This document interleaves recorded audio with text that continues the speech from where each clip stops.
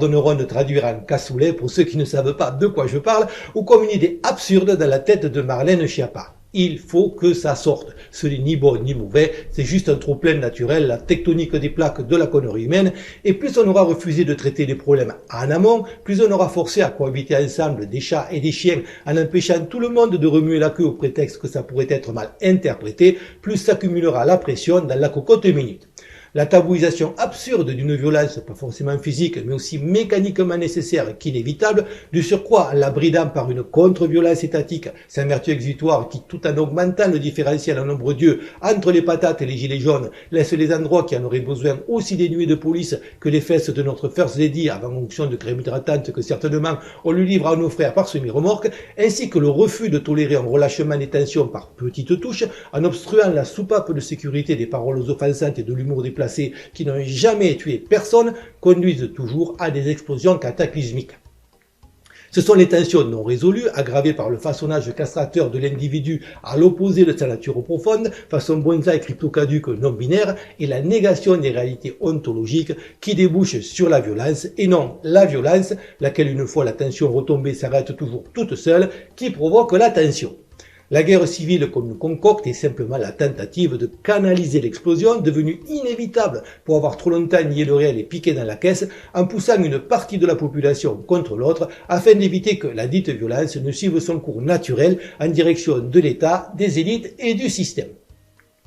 On réalise alors que, même s'il y a en apparence deux factions qui semblent s'affronter, il est en fait trois participants dont un qui tire les ficelles en comptant tranquillement les points, et qui n'a que deux objectifs, affaiblir le plus possible les deux camps pour qu'ils ne représentent plus une menace pour lui, et éviter absolument qu'un des deux ne remporte la bataille, car il a besoin de division pour continuer à régner en dépit de son incompétence et de sa rapacité parasite qui sautent aux yeux quand elles ne sont pas occultées par le flot constant de nouvelles anxiogènes ou futiles, souvent les deux, diffusées par les médias. C'est pour cela que, d'un côté, il excite la bête contre le méchant islamiste, mais la taxe d'islamophobie aussitôt qu'elle réagit.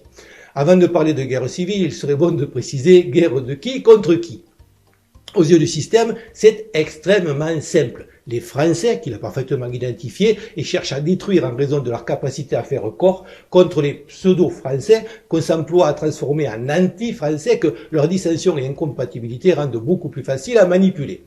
On nous vend perpétuellement le mensonge qu'il est extrêmement compliqué, voire impossible, de tracer une ligne entre les deux. On serait tous à des degrés divers et variés des immigrés, issus de toutes ces races qui n'existent pas, de toutes les religions, le tout s'entrelaçant au bout de plusieurs générations de métissage forcé dans un magma inextricable, un peu comme une explication de Benalla. En réalité, ce n'est pas la bonne grille de lecture, et quand les choses tournent au vinaigre, les tripes prennent généralement le pas sur les raisonnements tordus et les subtilités administratives, et l'on se rend compte que, dans ces situations extrêmes, les Français charnels, ceux qui aiment ce que représentait feu Raymond Poulidor, se reconnaissent toujours, quelle que soit par ailleurs la teinte de leur épiderme, et ce qui est inscrit ou non sur une carte d'identité tellement galvaudée qu'elle ne signifie plus rien. Tous ceux qui, comme moi, ont pas mal voyagé de par le monde, vous diront que dans n'importe quel endroit de la planète, instantanément, vous repérez un autre Français aussi facilement qu'un gilet jaune au milieu d'une compagnie de CRS quand cesse la pluie de coups de matraque. Sans par ailleurs trop savoir pourquoi. Peut-être son attitude générale, sa façon de se tenir et de regarder les choses, ou parfois son comportement, lequel, il faut bien le reconnaître, à l'étranger ne fait pas toujours honneur à notre pays, surtout quand il y a un buffet gratuit. En revanche, un musulman se comportera d'abord comme un musulman, de même que toute personne qui s'accroche à une identité culturelle autre. Celui-là ne sera pas reconnu. Il est par ailleurs troublant que ceux qui soufflent sur les braises de la façon la plus véhémente, tout en brandissant leur carte d'identité, sanctifiant de façon paradoxale l'enfumage de la laïcité et chantant la Marseillaise plus fort que les autres, un peu trop fort trouveront certains, n'ont pas abandonné leur communauté. Zemmour est marié dans sa communauté et ses enfants sont comme des poissons en Israël. Zineb El Razoui, qui n'est pas spécialement répugnante et qui, même si son côté bâton de dynamite sur une cuve de nitroglycérine à deux doigts de dévaler un escalier a pu en effrayer plus d'un, ne saurait arguer qu'elle manquait de choix, s'est marié dans sa communauté. Faites le test en parcourant Wikipédia un jour de pluie, quand votre conjoint ou conjointe n'est pas d'humeur à faire des choses plus intéressantes, et cherchez combien, parmi tous ces va-t-en-guerre, font partie d'une autre communauté, et surtout, combien ont eu le courage de jeter leur bouée communautaire et sont prêts à couler avec le bateau France en cas de problème. Une autre définition possible du français, c'est en effet celui qui n'a pas d'autre choix que de couler avec le bateau, tel un neurone esselé dans le vide synaptique d'un cerveau castanérien. En outre, compte tenu du fait que, preuve de l'artificialité du peuplement sur le territoire qui ne permet pas une partition comme en Yougoslavie, les combattants potentiels se répartissent majoritairement dans les campagnes pour les uns et dans les grandes métropoles pour les autres, même pas besoin de se reconnaître car en campagne, on se connaît. Donc, en résumé, un Français organique, ça se connaît ou ça se reconnaît. Poussé essentiellement par les élites autoproclamées d'une communauté qui commence à voir l'eau monter et à se faire pipi dessus, encore une fois, regardez les pédigrés sur Wikipédia,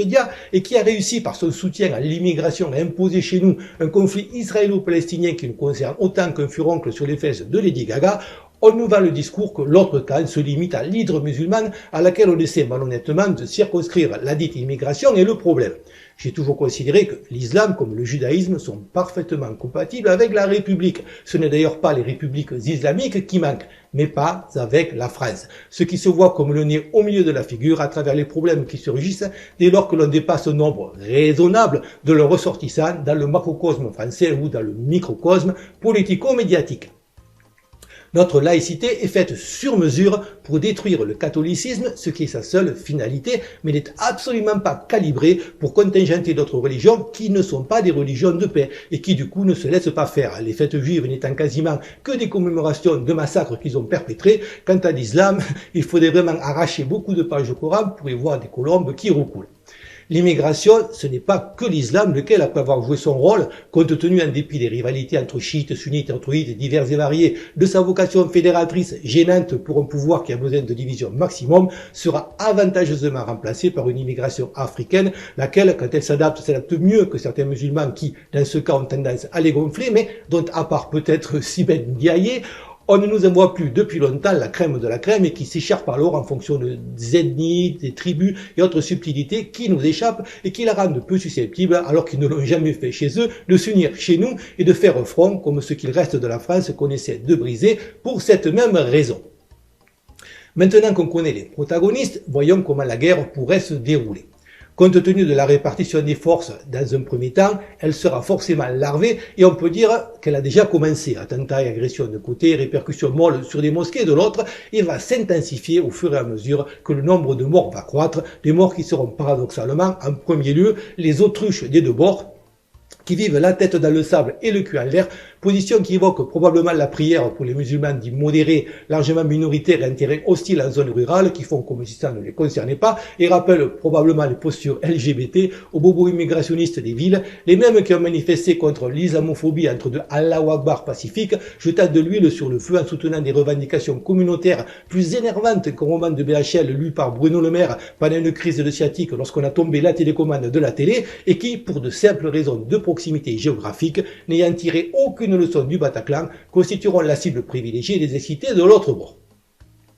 Quand la mayonnaise aura pris et que le moment sera venu, soit que les tensions sociales seront trop exacerbées, soit plus probablement histoire de détourner l'attention d'un hold-up bancaire camouflé en krach boursier et qui fera les poches d'une population déjà passablement stressée, on aura droit à l'acte déclencheur. Quelque chose de tellement horrible que ça finira d'allumer le français de base, moins belliqueux au départ que sa contrepartie, du fait de sa castration par un catholicisme dévoyé, le féminisme idéologique et de siècles de conditionnement aux valeurs de la République et qui, comme les vieux diesels avec lesquels il roule, a besoin d'un préchauffage avant de démarrer.